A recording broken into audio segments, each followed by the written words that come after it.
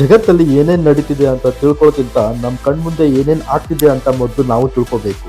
ಎಷ್ಟೋ ವಿಷಯಗಳು ನಮಗೆ ಗೊತ್ತಿಲ್ಲದೇನೆ ನಡೀತಾ ಇರುತ್ತೆ. ಅದರಲ್ಲಿ ಕೆಲವೊಂದು ವಿಷಯನ ನಾನು ನಿಮಗೆ ಹೇಳ್ತೀನಿ ಬನ್ನಿ. ದಶಕಗಳ ಹಿಂದೆ ಸಾಕಷ್ಟು ಗಮನ ಸೆಳೆದಿದ್ದ ಕನ್ನಡದ ಸಸ್ಪೆನ್ಸ್ ಥ್ರಿಲ್ಲರ್ ಚಿತ್ರ ರಂಗಿತರಂಗ 10ನೇ ವಾರ್ಷಿಕೋತ್ಸವವನ್ನು ಆಚರಿಸುತ್ತಿದೆ.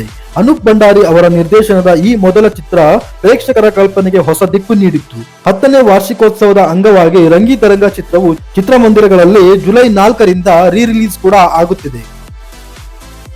ಆಸ್ಟ್ರೇಲಿಯಾದ ವ್ಯಕ್ತಿಯೊಬ್ಬರು ಕಸಿ ಮಾಡುವ ಮೊದಲು ಟೈಟಾನಿಯಂ ಕೃತಕ ಹೃದಯದೊಂದಿಗೆ 100 ದಿನಗಳಿಗೂ ಹೆಚ್ಚು ಕಾಲ ಬದುಕಿ ಇತಿಹಾಸ ನಿರ್ಮಿಸಿದ್ದಾರೆ.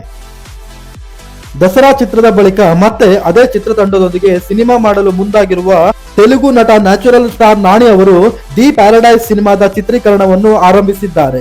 ಈ ಮೂಲಕ ವಿಭಿನ್ನ ಪಾತ್ರಗಳಲ್ಲಿ ತೆರೆ ಮೇಲೆ ಬರಲಿದ್ದಾರೆ. ಬೀಳುತ್ತಿರುವ ಮಳೆಯಿಂದ ವಿದ್ಯುತ್. ಹೌದು, ಸಿಂಗಾಪುರವು ಮಳೆ ಚಾಲಿತ ಸಾಧನವನ್ನು ಅಭಿವೃದ್ಧಿಪಡಿಸಿದೆ.